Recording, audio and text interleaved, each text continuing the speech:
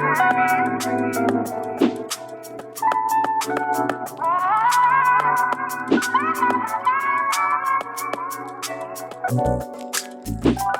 not that I don't want you here. Yeah.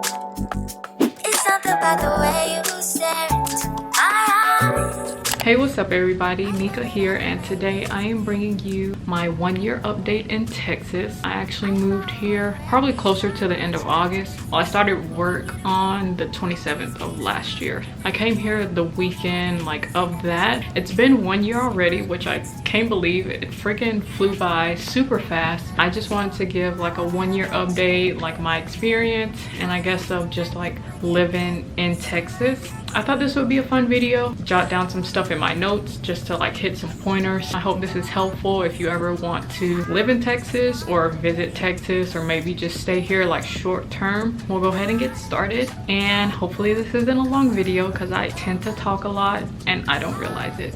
So I guess the most important thing, well for me I guess, is the cost of living. I don't think it's super expensive. It's still considered the South. It's not gonna be as expensive LA or New York or like Seattle. I guess it depends on your job or your situation. The place that we stay in right now, I don't mind saying the price of the rent, it's probably closer to $1,600, and it comes with a 2-bed 2-bath. If you haven't seen my apartment tour like in a vlog that I did, I'll link that up there. It's a pretty big apartment. I don't know the square footage. I know it's over 1,000. I mean, I have enough space, she has enough space. We have a big living room area and it's enough for the both of us. I think that's pretty good for the price and how big it is, and also for the location. If you live in downtown Dallas, I think that would be more expensive, which I guess makes sense because it's downtown, but there are a lot of cities in Texas that aren't that expensive. Backstory, we're just gonna take it back. When I stayed in Alabama, we only stayed in 2 apartments. The first one was like a student living type of apartment, so it was right across the street from the college that we went to. I believe that one was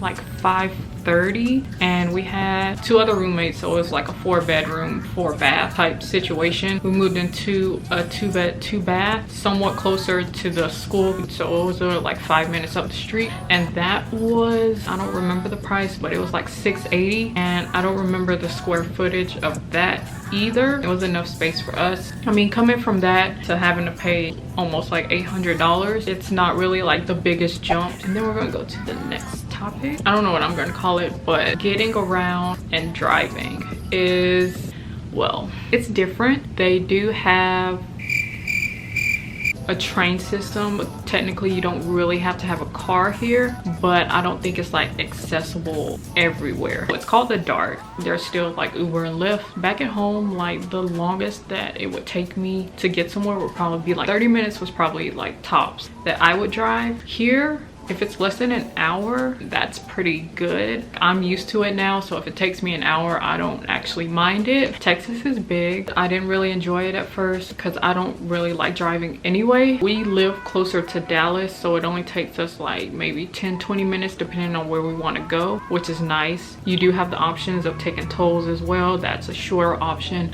Personally, I don't take tolls. I'll just take longer or like leave earlier. You can't miss your exit. They take you around circles.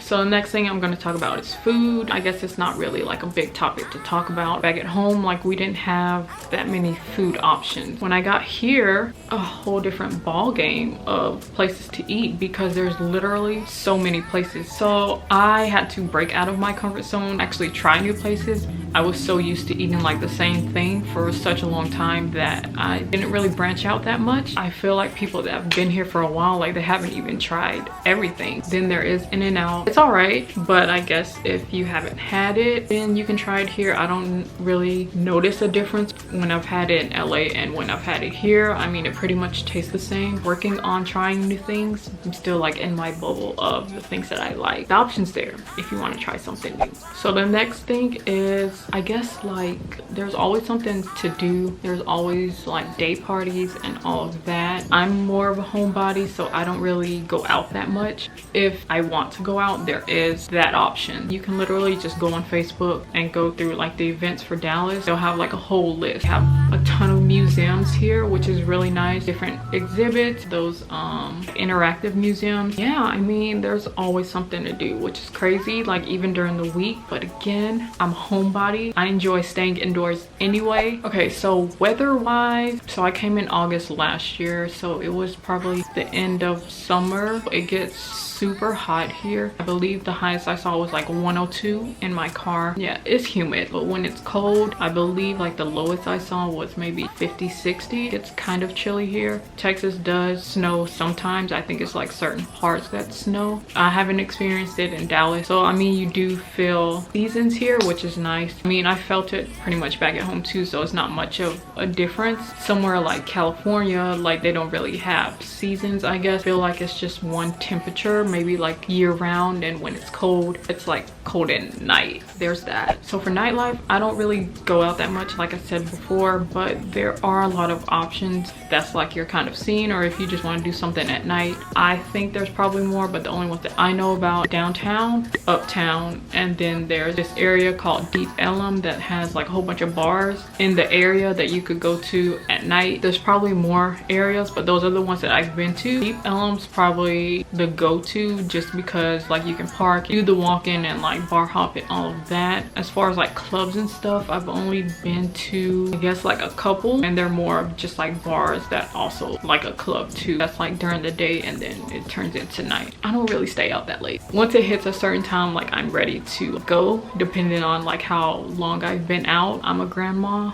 if you haven't noticed. There's that. If that's your scene, kind of just Google, go on Facebook, probably look on Instagram as well, see where everybody else is at. This might not be like an important topic, but like shopping, there's a lot of options. Like there's so many malls here, like the Galleria, North Park. There's one in Frisco, I don't know what that's called. So that's really nice. I came from a place that had one mall, so, and then that mall really didn't have anything that I shopped at personally, so I did most of my shopping online, which I still kind of do the shopping online, because once you get to the mall, like they're super big. You have to do a lot of walking, and then you have to deal with people on top of that. If you want to go high end, they have high end as well. I don't go in those stores, but it's there. It's crazy from like what I came from, and then coming here and having like so many options to shop, which is really nice, but also overwhelming. I mean, Dallas is a big city, so that was expected. And then the last topic that I'm going to talk about today: creative world, creative culture for the creatives out there. So coming from back home, there's not like a lot of, well, there is a lot of creative people. Like the option was there back at home, but I don't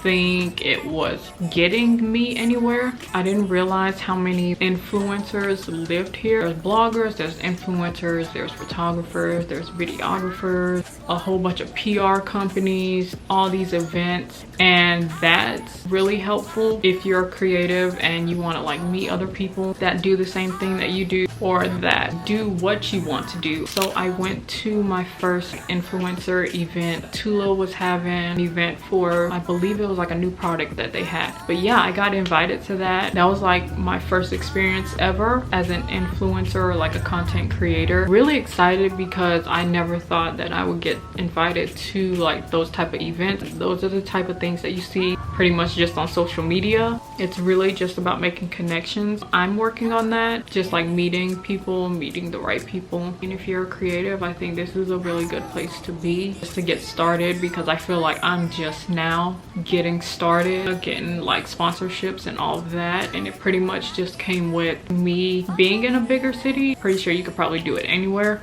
but it helps if you're in a big city, especially like a known big city like Dallas. So yeah, that's pretty much it for this video. I hope it was helpful. I feel like I was rambling a lot, so I don't know if you really got the information that you needed, but I hope that you did. I hope you guys enjoyed this video. Make sure you like and subscribe. Let me know what you want to see in the comments. I'll see you guys next time. Bye.